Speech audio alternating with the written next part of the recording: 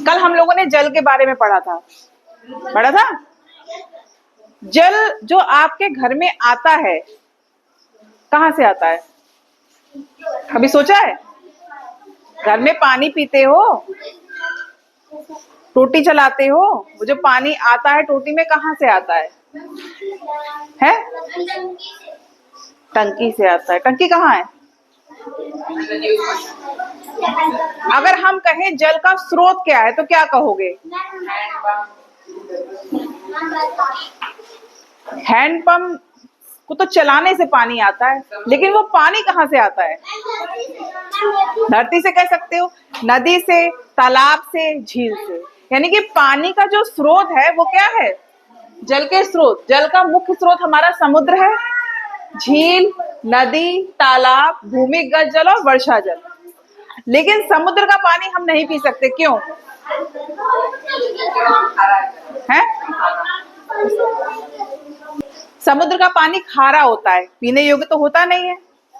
लेकिन ये क्या है? जल का स्रोत है ना? जल का क्या है? प्राकृतिक स्रोत है, तो पानी तो उसमें होता है। ठीक। अब पीने योग्य पानी हमें कहाँ से मिलता है? कुआं, नलकूप और हैंडपंप से।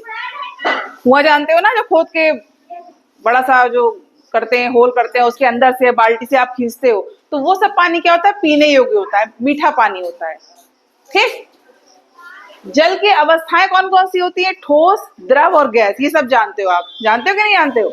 अगर आप पानी को किसी कटोरी में रख के फ्रिज में रख दो, ठीक है, या 0 डिग्री सेल्सियस पे पानी क्या होता है? बर्फ बन जाती है। यानी कि किस अवस्था में आ जाता है? ठोस अवस्था में आ जाता है। और नॉर्मल अवस्था में, जैसे नॉर्मल है ये क्या है? ये इसकी द्रव अवस्था है। ये साधारण ताप पे क्या होगा? एकदम द्रव अवस्था में पाया जाएगा। और गैस में कब बदलेगा? जब आप इसको 100 डिग्री सेल्सियस पे गर्म करोगे तो पानी खौलेगा, खौलने से उसकी भाप बनेगी, है ना, गैस बनेगी। तो ये तीनों क्या है? जल की अवस्थाएं हैं, ठोस, द्रव और गैस। शुद्ध जल जो होता है वो विद्युत का कुचालक होता है। ठीक है, बिजली का क्या होगा? कुचालक होगा। ठीक। जल, अब इस जल में कोई गंध तो होती नहीं है, तो गंधहीन होगा, मतलब कोई स्मेल नहीं होती है अपनी उसकी खुद की, ना ही उसका कोई अपना रंग होता है, ना ही कोई इसका अपना स्वाद होता है। अगर आप उसमें चीनी डालोगे तो वो जल मीठा हो जाएगा, अगर आप नमक डालोगे तो वो नमकीन हो जाएगा, या आप नींबू डालोगे तो वो खट्टा हो जाएगा, लेकिन उसका खुद का अपना स्वाद नहीं होता है। समझ आ रही बात? अब ये बताओ जरा हमको, जो ये जल है, ठीक है, कल हमने बताया था कि हमारे शरीर में कितने प्रतिशत जल पाया जाता है भार के हिसाब से? बताओ, किसी को याद है? कितना बताया था? भार के हिसाब से हमारे शरीर में जल कितना पाया जाता है? 70% जल। ठीक है।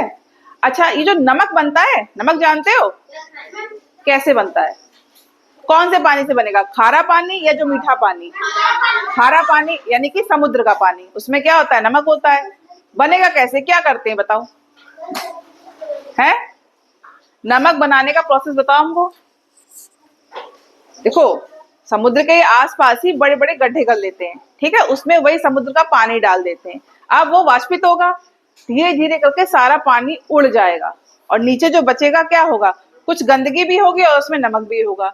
फिर उसका शुद्धिकरण करके जो नमक आप अपने खाने में इस्तेमाल करते हो वो प्राप्त होता है।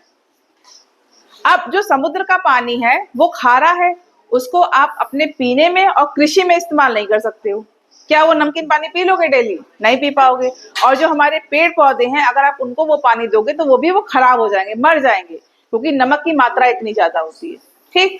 अच्छा, ये भी एक चीज देखी होगी, थोड़ी थोड़ी 10-10 किलोमीटर की दूरी पे, या फिर अगर एक शहर से दूसरे शहर जाओ तो पानी का टेस्ट बदल जाता है।